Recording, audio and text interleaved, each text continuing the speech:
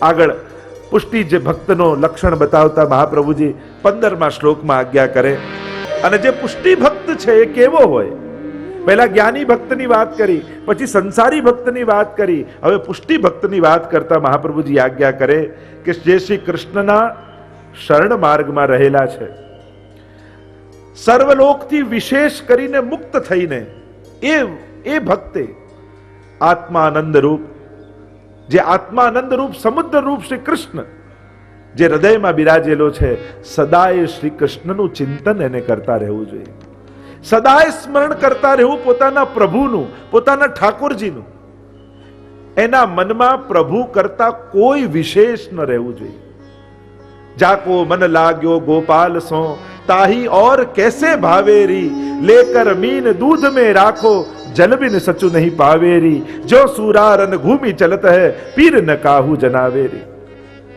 જેના હૃદયમાં પ્રભુ આવીને બિરાજી ગયા હોય ને, એને સંસાર આપ મળે તુચ્છ લાગવા માંડે. મારા માટે મારું સર્વસ્વ મારા ઠાકોરજી છે એવો ભાવ રાખે. તો આમ પુષ્ટિ ભક્તના લક્ષણ બતાવ્યા.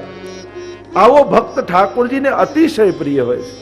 એટલે પ્રભુ ઉદ્ધવજી આગળ બી કહે, એસો ભક્ત મોહી ભાવે, એમ સ્વયં પ્રભુ કહે છે, જે ગીતાજીમાં પણ વારે ઘડીએ કહું, સભક્ત મે પ્રિય. આવો ભક્ત જે થાય, જે પ્રભુને સર્વસ્વ કરીને માને, એ પ્રભુને પ્રિય થાય. દરેક પ્રકારના ભક્તની વાત શ્રી મહાપ્રભુજી કરે. જેમ ગીતાજીમાં પણ જેમ ભગવાને કહ્યું, આર્તો જિજ્ઞાસુ અર્થાર્થી જ્ઞાની ચ ભરતર્ષભ. બ્રહ્મની, જગતની અને હવે જીવ અને જીવના ભક્તોના આવા ભેદની વાત કરી કે આટલા પ્રકારના વિવિધ પ્રકારના ભક્તો ઠાકોરજીને ભજનારા છે. એમાં એક ભક્ત છે લોકાર્થી, જે ગીતાજીમાં વાત કરી હતી. આર્તો જિજ્ઞાસુ અર્થાર્થી, આ અર્થની આકાંક્ષા વાળો પણ છે ભક્ત. ઠાકોરજી તો એ ભક્તનો એટલો પક્ષપાત કરે ને કે ગીતાજીમાં તો ત્યાં સુધી કહી દીધું કે અપી ચેતસુ દુરાચારો ભજતે મામ અનન્ય ભાગ, સાધુ રેવ સમંતવ્ય સમ્યક વ્યવસિતો હિ સહ. કે મને ભજનારો ભલે પાપી હોય છતાં એને સાધુ જાણવું. કારણ કે મને ભજવાની શરૂઆત કરી, હવે પાપ બહુ સમય એના હૃદયમાં રહેવાના નથી. ભક્તનો પક્ષપાત ભગવાન કરે છે. અને એટલા માટે લોકાર્થી ભક્તની વાત મહાપ્રભુજી અહીંયા કરે છે. લોકાર્થી કોને કહેવાય એને સમજાવતા ટીકામાં આચાર્યો 4 લક્ષણ બતાવે લોકાર્થીના. પહેલું કહ્યું કે જે કેવલ લાભ અને પ્રતિષ્ઠા માટે સેવા કરતો હોય, એ લોકાર્થી ભક્તનું પહેલું લક્ષણ. સેવા કરે છે એ ઉત્તમ વાત છે, પણ એનું લક્ષ્ય કોઈ લૌકિક લાભ છે યા લૌકિક પ્રતિષ્ઠા છે. શિક્ષાપત્રમાં તો હરિરાયજી આજ્ઞા કરે કે ન ફલાર્થમ ન ભોગાર્થમ ન પ્રતિષ્ઠા ન પ્રસિદ્ધ. આ કોઈ પણ પ્રકારની આકાંક્ષા રાખ્યા વગર સેવા કરવી, એમ હરિરાયજી આજ્ઞા કરી. ન ફલાર્થમ, કોઈ ફળ નહીં, ન ભોગાર્થમ ન પ્રતિષ્ઠા ન પ્રસિદ્ધ. તો લોકાર્થીનો પહેલો અર્થ કર્યો કે લૌકિક લાભ અને લૌકિક પ્રતિષ્ઠા મેળવવા જે ભગવત સેવા કરે. પણ હા, સેવા કરે છે ને ઠાકોરજી એ જુએ છે ખરો. ભલે અત્યારે ફળહીન છે, ફળહીન છે, પણ ક્રિયા ઉત્તમ છે. એટલે કરેલી સેવા ક્યારે પણ નિષ્ફળ જતી નથી. હા, એને ક્લેશ થશે, એમ મહાપ્રભુજી કહે કે લોકાર્થી ચેત ભજેત કૃષ્ણમ ક્લિષ્ટો ભવતી સર્વથા. એને ક્લેશ થાય છે. ક્લેશ કેમ થાય છે? કારણ કે ઠાકોરજી કહે તે ધાર્યું છે એ નહીં આપું, મેં વિચાર્યું છે એ તને આપીશ. કારણ કે માણસને તો એ ખબર નથી કે માંગવું શું. ભગવાન જો એવા આશીર્વાદ આપી દે ને કે કાલથી તું જે વિચારે, તું જે ઈચ્છે એ બધી જ તારી ઈચ્છા પૂરી થશે, તો આનાથી મોટો બીજો કોઈ શ્રાપ નથી. કારણ કે પછી કોઈ દુશ્મનની જરૂર પડે જ નહીં. માણસની ઈચ્છાઓ જ એને મારી નાખે. માણસના વિચારો જ એના પતનનું કારણ છે. આપણા પતનના કારણ માટે બીજા કોઈની જરૂર જ નથી. આપણું મન જ કાફી છે. કારણ કે આ મન જ એવું છે કે એ જ આપણો સર્વનાશ કરી નાખે એમ છે. આ તો ઠાકોરજીની બહુ મોટી કૃપા છે કે આપણી બધી ઈચ્છાઓ પૂરી નથી કરતું. તો લોકાર્થી ચેત ભજેત કૃષ્ણમ ક્લિષ્ટો ભવતી સર્વથા. એને ક્લેશ થાય છે. અને ક્લેશ કયા વાતનું થાય, કઈ રીતે થાય, કયા પ્રકારનો ક્લેશ થાય, એની પણ ઘણી ચર્ચાઓ કરી. તો પહેલું લોકાર્થીનું લક્ષણ આપ્યું. બીજું લોકાર્થીનું લક્ષણ આપ્યું કે જે લૌકિક પદાર્થોને મેળવવા માટે અને એ બુદ્ધિ, લૌકિક બુદ્ધિ અને લૌકિક પદાર્થોને મેળવવાની ઈચ્છા સાથે ઠાકોરજીની સેવા કરે છે કે મને આ મળે, પેલું મળે, ફલાણું મળે. આ લૌકિક મેળવવાની બુદ્ધિ એની અંદર છે, એ પણ લોકાર્થી છે. ત્રીજું લક્ષણ લોકાર્થીનું આપ્યું, જે કુટુંબ, પરિવાર, મિત્ર વગેરે જેટલા પણ લૌકિક લોકો છે અને એને દેખાડવા માટે ભગવત સેવા કરે છે અને એની ખાતર સેવા કરનારો. અને ચોથું લક્ષણ આપ્યું કે જે અન્ય લોકો, સંસારના, સમાજના લોકો છે, એને એની આગળ એની યશ વધે, એની કીર્તિ વધે, એ લોકોને બતાવવા માટે જે સેવા કરે. આ બધા લોકાર્થીના અનેક લક્ષણોની વિસ્તારથી ચર્ચા કરવામાં આવી છે. આ લૌકિક બુદ્ધિ છે. એક વસ્તુ યાદ રાખજો, પ્રભુ લૌકિક નથી અને એટલા માટે પ્રભુ પાસે જ્યારે પણ જાઓ ત્યારે લૌકિક બુદ્ધિ લઈને ના જાતા. લૌકિક બુદ્ધિ કોને કહેવાય? સૌથી પહેલું લૌકિક બુદ્ધિનું લક્ષણ વ્યવહારિક બુદ્ધિ રાખી પ્રભુ પાસે જવું. વ્યવહારિક બુદ્ધિ એટલે મેં આટલું કર્યું તો ઠાકોરજી આટલું આપે. આ વ્યવહારિક બુદ્ધિ છે. અને એક વસ્તુ યાદ રાખજો, પ્રભુ વ્યવહારુ નથી, પ્રભુ કૃપાળુ છે. અને એટલા માટે પ્રભુ પાસે જ્યારે પણ જાઓ આટલું સાવધાન રહેજો, પ્રભુ પાસે જ્યારે પણ જાઓ ત્યારે પોતાની કરેલી સેવા ઠાકોરજીને ક્યારે ગણાવવી નહીં કે મેં આટલી સેવા કરી, મેં આટલા ભોગ ધર્યા, મેં આટલા, તોય તમે આમ કર્યું. ઠાકોરજી કહ્યું મેં તને કહ્યું તું સેવા કર, આ તો તારો આનંદ છે, આ તો તારો લાભ છે. સેવા કરવાનો અવસર આપ્યો ને એનાથી મોટી બીજી કોઈ કૃપા ન હોય.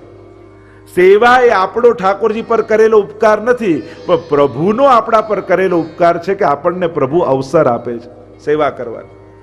અને એટલા માટે જ્યારે પણ તમને જીવનમાં કોઈ પણ સેવા કરવાની તક આપે ને, એ વ્યક્તિનો પણ ઉપકાર નહીં ભૂલો. જેના થકી તમને ભગવાનમાં પ્રેમ જાગ્યો હોય એ વ્યક્તિનો પણ ઉપકાર જીવનમાં ભૂલવો નહીં. અને એટલે જ આપણે ત્યાં તો કોઈને દાન આપીએ ને તો એનો હાથ જોડીનો આભાર માનીએ છીએ, કારણ કે તમે મારું દાન સ્વીકાર્યું, કારણ કે એણે દાન સ્વીકાર કરી તમને પુણ્ય કરવાનો એક ચાન્સ આપ્યો છે. અને એટલા માટે આપનારા કરતા લેનારો મોટો છે. કેમ? કારણ કે તમે એને લૌકિક વસ્તુ આપી, ધન, વસ્ત્ર, ભોજન આદિ લૌકિક વસ્તુ જે અહીંયા મૂકીને જવાની છે, પણ એણે સ્વીકાર કરી તમને પુણ્ય આપ્યું જે આવતા જન્મમાં તમને સુખ આપવાનું છે. અને એટલા માટે વસ્તુ કરતા પુણ્ય મોટું છે અને એટલા માટે આપનાર કરતા લેનારો મોટો દાતા છે, કારણ કે એણે પુણ્યનું દાન તમને કર્યું છે. અને એટલા માટે વ્યવહારિક બુદ્ધિથી જવું એટલે પોતાની કરેલી સેવા ઠાકોરજીને ક્યારે ગણાવી નહીં, પોતાના કરેલા પાઠ ક્યારે ગણાવવા નહીં, પોતાના ધરેલી સામગ્રી ઠાકોરજીને ગણાવવી નહીં. આ લૌકિક બુદ્ધિ છે. તો જે લૌકિક બુદ્ધિથી પ્રભુને ભજે, ક્લિષ્ટો ભવતી સર્વથા, એને ક્લેશ થાય. તો શું હવે લૌકિક બુદ્ધિ જતી નથી તો શું અમને ક્લેશ જ મળશે? મહાપ્રભુજી કે ના ના, છતાંય ક્લેશ વાળો થઈને પણ જો ભજતો રે તો લોકો નશ્યતિ સર્વથા. તો ધીરે ધીરે ભગવાન એની લૌકિક બુદ્ધિ સમાપ્ત કરી દેશે. મેં પહેલા જ કહ્યું, વસ્તુ આપે કૃપા નહીં, સમજ આપે કૃપા. ઠાકોરજી શું કરશે? શું બધી એની ઈચ્છાઓ પૂરી કરી દેશે? ના, ઠાકોરજી એની ઈચ્છા જ પૂરી કરી દેશે. ઈચ્છાઓ પૂરી નહીં કરે, ઈચ્છા જ પૂરી કરી નાખશે.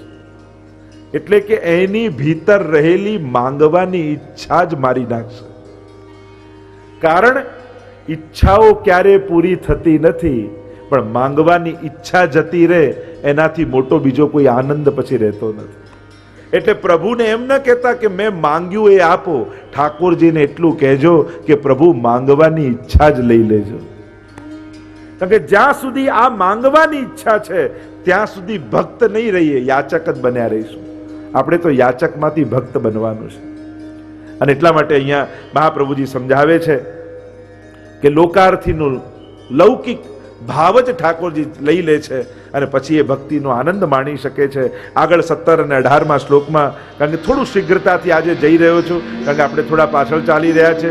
હજી પુષ્ટિ પ્રવાહ, મર્યાદા ભેદ, સિદ્ધાંત રહસ્ય, મારે તો 7 દિવસમાં 16 ગ્રંથો પૂરા કરવા છે. એટલે આજે થોડીક યાત્રા શીઘ્ર રાખીશું. 17માં અને 18માં શ્લોકમાં મહાપ્રભુજી આજ્ઞા કરે, જે લોકાર્થીની વ્યવસ્થા બતાવી કે લૌકિક ભાવથી પણ બચતો રહેશે તો પ્રભુ એની લૌકિક કામનાઓ ખેંચી લેશે, ઈચ્છાઓ લઈ લેશે લૌકિકતાની. હવે મધ્યમાધિકારીની સ્થિતિ શું છે એ સમજાવતા પુષ્ટિ મર્યાદા ભક્ત અને મર્યાદા ભક્ત, પુષ્ટિ ભક્ત અને મર્યાદા ભક્ત બંને શું કરવું જોઈએ તો કહ્યું જ્ઞાના ભાવે પુષ્ટિ માર્ગી તિષ્ઠેત પૂજોત્સવાદિશુ. જ્ઞાનના અભાવમાં પુષ્ટિ માર્ગીએ એવા સ્થાનનો આશ્રય કરવો જે મર્યાદા પુષ્ટિ ભક્ત છે એણે જ્યાં ઉત્સવો થતા હોય, જ્યાં પ્રભુની પૂજા સેવા આદિના ક્રમ થતા હોય એવા સ્થાનમાં જઈને નિવાસ કરવો જોઈએ. એવી જગ્યાએ જઈને નિવાસ કરો કે જ્યાં પ્રભુની ભક્તિ થતી હોય. જેમ જ્ઞાનનો અભાવ છે, હજી મહાત્મ જ્ઞાન પ્રભુનું પ્રગટ થયું નથી, હજી ઘરે સેવા પધરાવી શક્યા નથી, યા સેવા પધરાવી છે પણ સંપૂર્ણ ભાવ હજી પ્રભુમાં થતો નથી, તો આવા જે ભગવત સ્થાનો છે ત્યાં જઈને એને નિવાસ કરવો. જેમ હવેલીઓ છે, બેઠકજીઓ છે, તીર્થો છે, એવા સ્થાનમાં જઈને એ રહે તો ત્યાં ધીરે ધીરે એની બુદ્ધિ ભગવત બુદ્ધિમાં પરિણમિત થાય, એનું ચિત્ત ભગવાનમાં લાગેલું રહે. મર્યાદા માર્ગી જે જીવ છે તો મર્યાદા સસ્તુ ગંગાયામ શ્રી ભાગવત તત્પર. એને ગંગાજી આદિ તીર્થોમાં જઈને નિવાસ કરો અને ભાગવતજીનું વાંચન આદિ કરું, ભાગવતજીનું પારાયણ આદિ કરું. ભગવત સેવામાં બુદ્ધિ નથી લાગતી તો ભાગવતજીનું પારાયણ કરો. આ મર્યાદા ભક્ત માટે કહ્યું. પણ જે શુદ્ધ પુષ્ટિ માર્ગી ભક્ત છે એણે શું કરવું? એણે કોઈ તીર્થોમાં નિવાસ કરવો, એણે કોઈ ગ્રંથોનો આશ્રય કરવો? તો કહ્યું ના, મહાપ્રભુજી આજ્ઞા કરે અનુગ્રહ પુષ્ટિ માર્ગે નિયામક ઇતિ સ્થિતિ. પુષ્ટિ માર્ગી ભક્તો માટે તો પ્રભુનો અનુગ્રહ જ નિયામક છે. એને ક્યાંય કોઈ તીર્થોમાં જવાની જરૂર નથી, કોઈ શાસ્ત્રોના કેવલ આશ્રય કરવાની જરૂર નથી. એને તો કેવલ ભગવદ કૃપાના આશ્રયથી જ એનો ઉદ્ધાર થશે એવો ભાવ ચિંતન કરો. પુષ્ટિ ભક્તો માટે તો ઠાકોરજીની કૃપા જ કાફી છે. એને કોઈ સાધનોનો આશ્રય કરવાની જરૂર નથી. એને તો નિસ્સાધન થઈ કેવલ ભગવદ કૃપાનો આશ્રય કરવો. ન બુદ્ધિબળ, ન સાધન બળ, ન કોઈ પણ પ્રકારના બળનો આશ્રય નહીં કરવો. એણે તો કેવલ કૃપા બળથી તરી જઈશ એવી બુદ્ધિ સ્થિર કરવી કે મારા માટે તો ઠાકોરજીની કૃપાનું બળ છે અને એ કૃપા કરીને મારો સ્વીકાર કરશે. અર્થ સકળ તેનો સીધો લીલા માહે તાણીને લીધો. નિસ્સાધન જનહિત કરવા શ્રીનાથ વિઠ્ઠલ આવ્યા. વલ્લભાખ્યાનમાં ગોપાલદાસજી કહે છે. અને અનુગ્રહે પુષ્ટિ માર્ગે નિયામક. પુષ્ટિ માર્ગ અને પુષ્ટિ ભક્તો માટે તો કેવલ ઠાકોરજીની કૃપા જ નિયામક છે. અને એટલા માટે તમારા જીવનમાં જે કાંઈ પણ સારું બને એ પુણ્યકારી હોય યા કૃપાકારી હોય, એ અલૌકિક હોય કે લૌકિક હોય, વૈષ્ણવે તો એક જ વાત વિચાર કરો, ક્યારે પણ પોતાનું બુદ્ધિબળ નહીં, પોતાનું પુરુષાર્થ બળ નહીં, પોતાનું સાધન બળ, આનું ક્યારે ચિંતન નહીં કરવું. અન્યાશ્રય એટલે ભગવાનને છોડીને બીજાને પગે લાગવા એ જ નથી, પણ ભગવાન સિવાય અન્યના આશ્રયનો વિચાર કરવો એ પણ અન્યાશ્રય છે. એ ભલે પોતાની બુદ્ધિનો આશ્રય કરે કે પોતાના સાધનનો આશ્રય કરે કે પોતાના પુરુષાર્થનો આશ્રય કરે, એમ ક્યારે નહીં વિચારવું કે મારી બુદ્ધિ હોશિયારી છે એને કારણે મને સુખ આવ્યું, કે હું બહુ મહેનત કરું છું એટલે મને સુખ મળ્યું, કે મેં શ્રેષ્ઠ સાધનો કર્યા એટલે મને સુખ મળ્યું. આ બધું પણ અન્યાશ્રય છે, આ વિચારોનો અન્યાશ્રય છે. વૈષ્ણવે તો સદા એમ જ વિચારવું કે ઠાકોરજીની કૃપાને કારણે મને આ પ્રાપ્ત થયું છે, પ્રભુની કૃપા મારા પર છે એટલે મને મળ્યું. દરેકમાં જે ભગવદ કૃપાનો વિચાર કરે એ જ પુષ્ટિ ભક્ત છે એમ કહી અને આગળ મહાપ્રભુજી સમજાવે છે કે આ મોક્ષ કરતા, આ જ્ઞાન કરતા, આ જ્ઞાની કરતા પણ જે ભક્ત છે એ શ્રેષ્ઠ છે એમ કહેતા આ 19મા શ્લોકમાં મહાપ્રભુજી આજ્ઞા કરે. કૃપાની સિદ્ધિ થાય, જ્ઞાની પર એની રીતે કૃપા થાય, ભગવાનના મહાત્મ્યનું એને જ્ઞાન થાય અને ભક્ત ઉપર ઠાકોરજી સ્વરૂપાનંદનું દાન કરીને કૃપા કરે. જેવા પ્રકારનો આશ્રય કરનારો જીવ એવા પ્રકારની ઠાકોરજીને એના પર કૃપા થતી હોય. અને એટલા માટે મહાપ્રભુજી કહે જ્ઞાનાધિકો ભક્તિ માર્ગ, અને એટલા માટે જ્ઞાન માર્ગ કરતા ભક્તિ માર્ગ શ્રેષ્ઠ છે.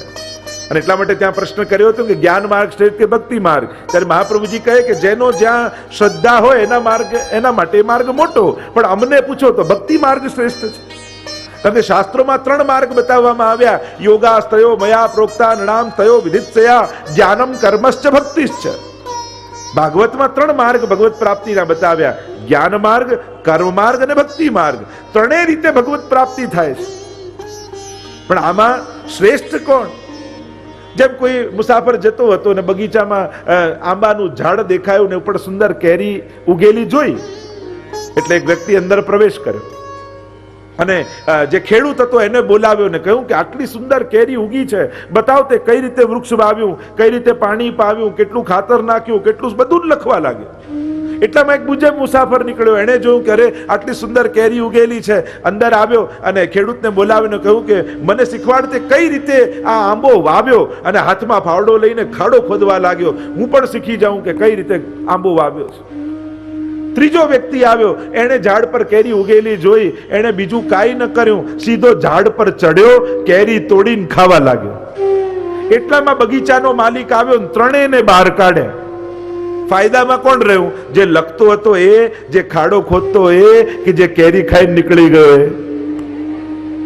તો જે ખાડો ખોદવા લાગ્યો એ કર્મ માર્ગી છે, જે લખવા લાગ્યો એ જ્ઞાન માર્ગી છે, અને જે સેવાના ફળ ખાઈ ચાલતો થયો એ ભક્તિ માર્ગી છે. તો આ જ્ઞાન માર્ગ કરતા પણ ભક્તિ માર્ગ પાવો પ્રેમ રસ પ્રાણ જીવન રે, દીન થઈ યાચું રે, મુક્તિ માર્ગી ને આપજો જ્ઞાન રે, હું તો નવ રાચું રે.